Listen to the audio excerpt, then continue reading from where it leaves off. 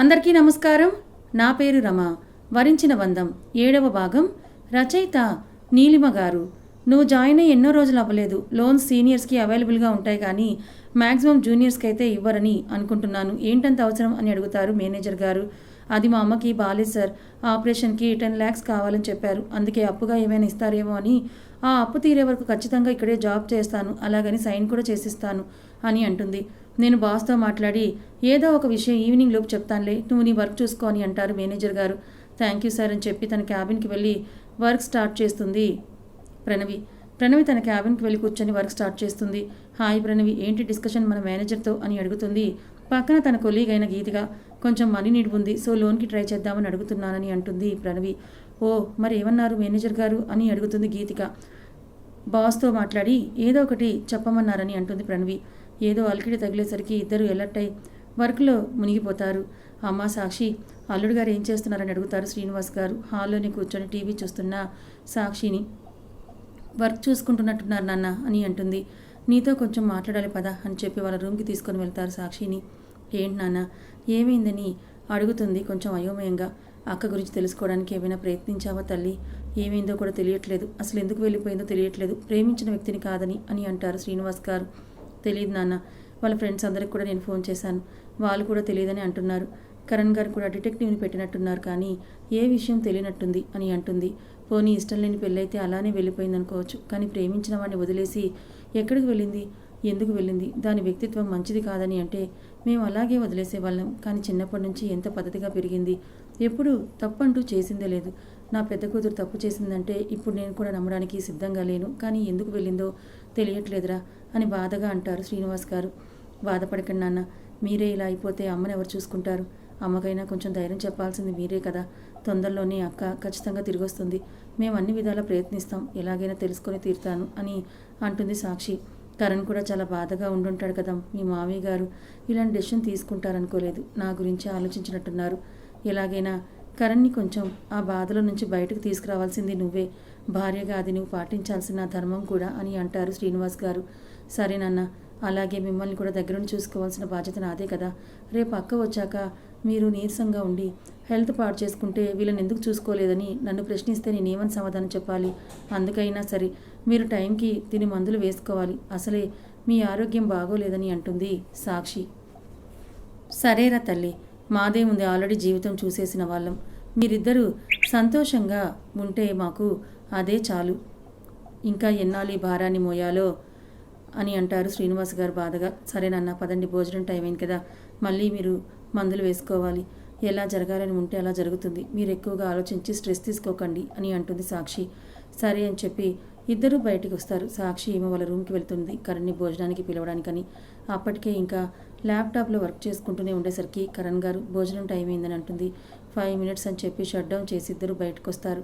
అలాగే మరో 2 రోజులు కూడా సాక్షి వాళ్ళ అమ్మ వాళ్ళ ఇంటి దగ్గర ఉండి రిటర్న్ అవుతారు. పుట్టింటి లాంఛనాలతో పాటు బయలుదేరి అత్తింటికి చేరుకుంటుంది సాక్షి. సాక్షిని దించేసి కరణ్ స్కూల్కి వెళ్ళిపోతాడు.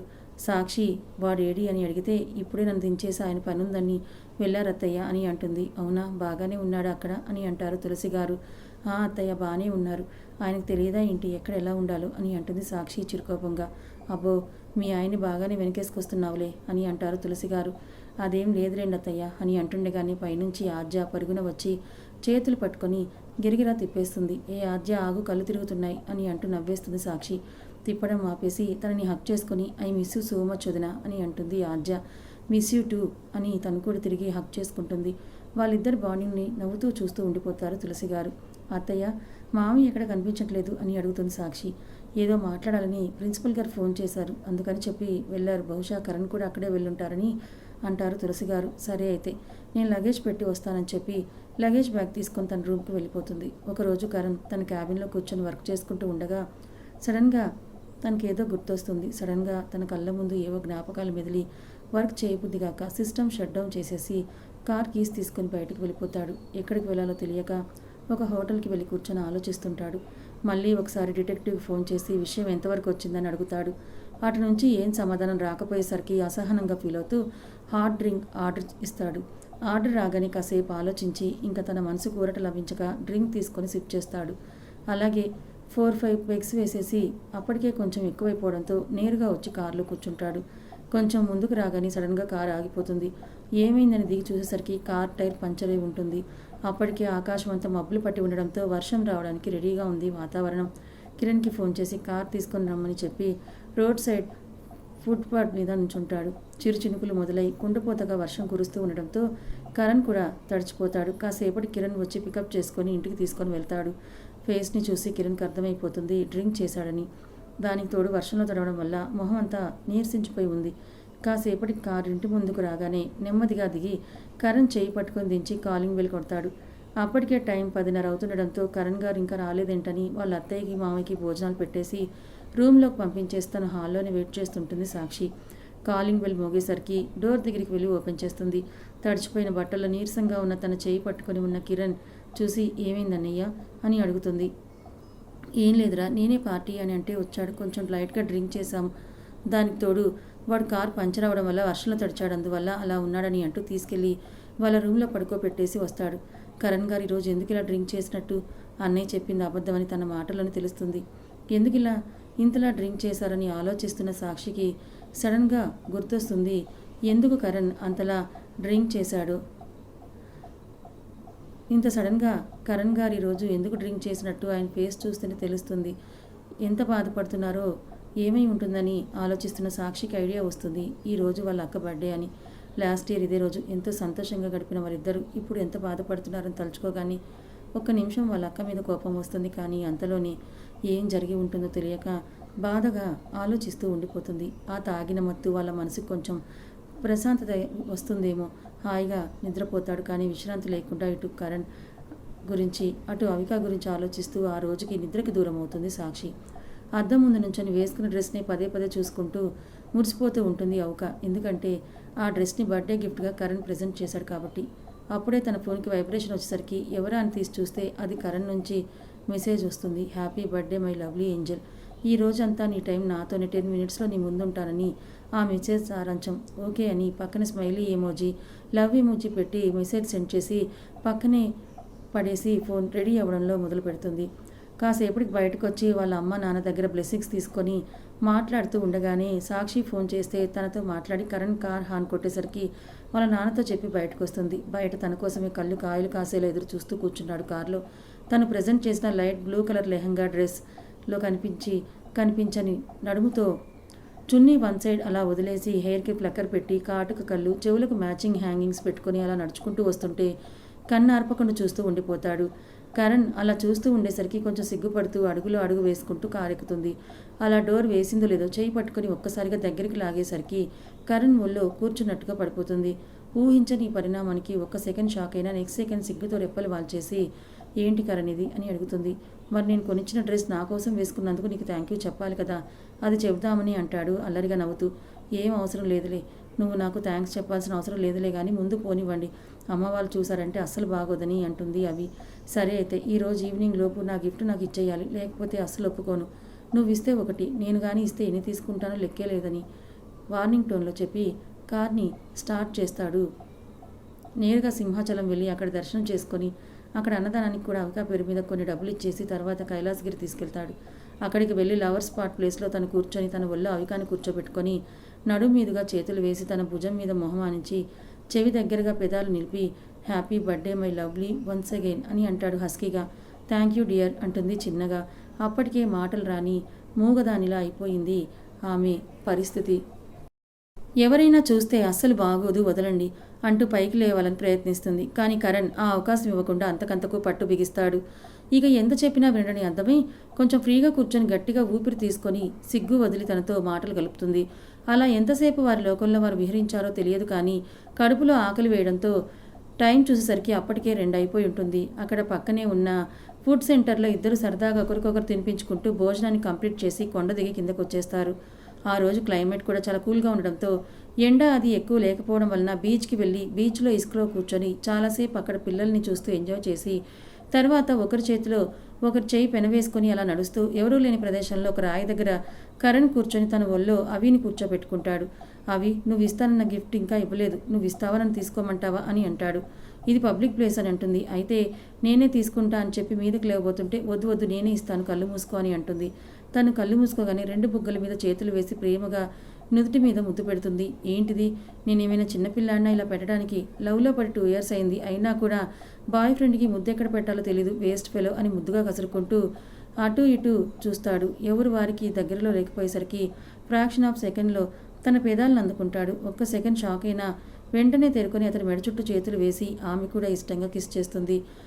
అవి కూడా పాజిటివ్గా రెస్పాండ్ అయ్యేసరికి నెమ్మదిగా మొదలుపెట్టిన ముద్దుని గాఢంగా మారుస్తూ తనని ఇంకా బిగి కౌగిట్లోకి బంధిస్తాడు. ఆ సమయంలో సముద్రం నుంచి వచ్చే చల్లని గాలి కూడా వారికి వేడి సెగలా తగులుతుంది. ఆ ముద్దు మైకంలో పడి ఇద్దరు లోకాన్నే మర్చిపోయారు. 5 నిమిషాలకు పెదవులు విడిబడి సిగ్గుతో కరణ్ గుండెల మీద అవిక వాలిపోతే అందంగా విచ్చుకుంటాయి అతని పెదవులు.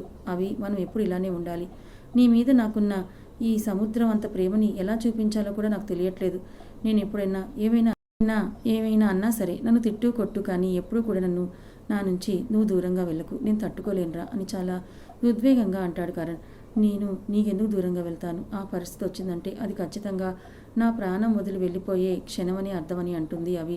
వెంటనే తన నోటి మీద చేయి వేసి, అలాంటి మాటలు మాట్లాడకు, నువ్వు లేకపోతే నేను కూడా లేను. నీ ప్రాణం ఆగిపోయిన మరుక్షణం నా ప్రాణం కూడా ఆగిపోతుంది. మనిద్దరం ఎప్పుడూ ఒకటే గుండె చప్పుడుగా ఉండాలని అంటాడు. ఆ మాటలన్నీ తలుచుకుంటూ, ఇప్పుడు నా ప్రాణం ఎలా ఉందో, నేను లేనని నువ్వు ఎంత బాధపడుతున్నావో, లాస్ట్ ఇయర్ ఇదే రోజు మనం ఎంతో సంతోషంగా గడిపాం, ఆనందం అంతా మన దగ్గరే ఉంది అన్నట్టుగా ఉన్నాం. కానీ ఈ క్షణం నాకు అనిపిస్తుంది ఏది మన చేతిలో లేదని. కరణ్ నా గురించి ఎంత బాధపడుతున్నాడో అని అనుకుంటూ కళ్ళల్లో నుంచి నీళ్లు కారుతుంటే తన ఆలోచనలకి మెదడు హీటెక్కి తలనొప్పి విపరీతంగా ఎక్కువైపోయి అమ్మ అని అరుస్తూ అలా బెడ్ మీద పడిపోతుంది అవిక.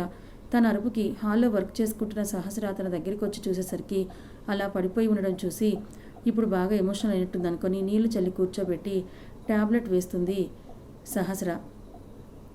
నెమ్మదిగా అవికాని లేపి ట్యాబ్లెట్ వేసి పడుకోబెట్టి తన తల పక్కనే కూర్చుంటుంది. ఎందుకురా ఇంత స్ట్రెస్ తీసుకుంటున్నావు? నీ జీవితం ఎటు వెళ్తుందో అర్థం కావడం లేదు. పైకైతే ధైర్యం చెప్పగలుగుతున్నాను, కానీ నాకు కూడా చాలా భయంగా ఉంది. ఇప్పుడు కీమోథెరపీ కూడా నువ్వు ఎలా చేయించుకుంటావు? అంత నొప్పిని ఎలా ఓర్చుకుంటావో నాకు అర్థం కావడం లేదని అనుకుంటుంది సహస్ర. అరగంట దాటినా సరే మెలకువ రాకపోయేసరికి కంగారుగా అనిపించి డాక్టర్కి ఫోన్ చేస్తుంది. బాధపడుతూ సొమ్మసిలి పడిపోయిన సంగతి వివరంగా చెప్పి నాకు భయంగా ఉందని అంటుంది డాక్టర్తో. నీకు ముందే చెప్పాను కదమ్మా, తను అలా ఎక్కువగా స్ట్రెస్ తీసుకోకూడదని. అలా అయితే ఆ ఎఫెక్ట్ తన బ్రెయిన్ మీద పడి పూర్తిగా కోమాలోకి వెళ్ళే ఛాన్సెస్ కూడా ఉంటాయి, కాబట్టి జాగ్రత్తగా ఉండాలి ప్రతి క్షణం కూడా అని అంటారు డాక్టర్ గారు. సారీ డాక్టర్, ఇక నుంచి చాలా జాగ్రత్తగా చూసుకుంటాను. ఇప్పటికే 1/2 hour దాటుతుంది, అయినా సరే మెలకు రాలేదు. పర్లేదా? లేదా మీరు ఒకసారి వచ్చి చెక్ చేస్తారా అని అడుగుతుంది సహస్ర. ఇంకొక 1/2 hour చూడమ్మా, అప్పటికీ మెలకు రాకపోతే నాకు కాల్ చేయి. నేను చెప్పిన టాబ్లెట్ వేసావు కాబట్టి మెలకు వస్తుందని అనుకుంటున్నాను, లేదంటే నేను వచ్చి చెక్ చేస్తాను, విషయం ఏంటన్నది అని అంటారు డాక్టర్ గారు. ఓకే డాక్టర్ అని ఫోన్ కట్ చేసి పక్కన పెట్టి ఎటువంటి ప్రమాదం లేకుండా తనకి ఎప్పుడెప్పుడు స్పృహ వస్తుందో అని ఎదురు చూస్తూ కూర్చుంటుంది. కాసేపటికి నెమ్మదిగా కళ్ళు తెరిచి పక్కనే కంగారుగా ఉన్న సహస్రాన్ని చూసి ఏమైందని అడుగుతుంది. ఏమైందా? ఎంత టెన్షన్ పెట్టావో తెలుసా? ఇప్పటి వరకు మెలకువ రాకపోయేసరికి డాక్టర్ కూడా ఫోన్ చేశాను, ఆయన వస్తానన్నారు అని అంటుంది. ఎందుకే ఇంతలోనే నేనేమైపోతానని అంత కంగారు పడ్డావు? నాకేం కాదులే, బాగానే ఉన్నాను, కానీ డాక్టర్కి ఫోన్ చేసి చెప్పు రావద్దని ముందు అని అంటుంది అవిక. సరే అని చెప్పి డాక్టర్కి ఫోన్ చేసి తనకి మెలకువ వచ్చింది, నో ప్రాబ్లం అని చెప్తుంది సహస్ర. ఓకే అమ్మ, పర్వాలేదులే, ఎప్పుడైనా ఎమర్జెన్సీ అయితే కాల్ చేయండి అని అంటారు doctor. Okay doctor, thank you అని చెప్పి ఫోన్ కట్ చేసి నీరసంగా కనిపిస్తూ ఉన్న అవికను చూస్తుంది. ఎందుకే అంతలా సఫర్ అవుతున్నావు? నువ్వు నా మాట వినకపోతే నేను కరణ్కి ఫోన్ చేసి నువ్వు ఇక్కడ ఉన్నావని చెప్పేస్తానని వార్నింగ్ టోన్లో చెప్తుంది. అంత పని చేయకే తల్లి, ఇక నుంచి నువ్వు చెప్పిన మాటే వింటానులే అని అంటూ బెడ్ మీద వాలుతుంది. మళ్ళీ తను వెళ్ళిపోతే ఎక్కడ బాధపడుతూ కూర్చుంటుందో అని సహస్ర కూడా అక్కడే ఉండిపోతుంది. కరణ్ ఉదయం లేచేసరికి చాలా మత్తుగా తలంతా పట్టేసి హ్యాంగ్ ఓవర్గా ఉండేసరికి లేచి కూర్చొని తలపట్టుకుంటాడు. నాకేమైందని కళ్ళు మూసుకొని ఆలోచించేసరికి అప్పుడు గుర్తొస్తుంది రాత్రి తను తాగిన విషయం. ఒక్క నిమిషం అలా ఆలోచించి తన అవతారం చూసుకునేసరికి డ్రెస్ మార్చి షూస్ అన్ని రిమూవ్ చేసినట్టుగా ఉండేసరికి ఎవరు చేశారని కళ్ళు మూసుకొని ఆలోచిస్తాడు. కానీ ఎంతకీ గుర్తు రాకపోయేసరికి ఏం చేయలేక అలానే ఒక నిమిషం ఉండిపోతాడు. అప్పటికే సాక్షి రూమ్లోకి వచ్చి, ఏంటి హ్యాంగ్ ఓవర్ ఎక్కువగా ఉందా? తమరు చేసిన ఘనకార్యానికి అలాగే ఉంటుందని చెప్తూ గ్లాస్తో ఏదో తెచ్చి తన ముందు పెడుతుంది తాగమన్నట్లుగా. వచ్చిన సాక్షి వైపు తెచ్చిన గ్లాస్ వైపు మార్చి చూస్తూ ఏంటిదని అడుగుతాడు. తాగింది ఇంకా పూర్తిగా దిగలేనట్టుంది కదా, దానికి నిమ్మరసం తాగితే మీ హ్యాంగ్ ఓవర్ సెట్ అవుతుందని అంటుంది. గ్లాస్ తీసుకుని అడగాల వద్దా అని ఒక నిమిషం ఆలోచించి సాక్షి అని పిలుస్తాడు నెమ్మదిగా. ఏంటని అడుగుతుంది కొంచెం సీరియస్గా. కథ ఇంకా ఉంది. మరి అవికాని మర్చిపోలేని కరణ్ సాక్షికి దగ్గరవుతాడా? కరణ్ మనసులో తన అక్క ఉందని తెలుసుకున్న సాక్షి ఏం చేస్తుంది?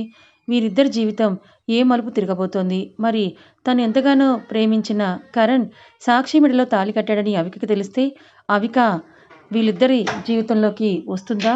తెలుసుకోవాలనుకుంటే ఛానల్ని ఫాలో అవ్వండి. Thank you so much.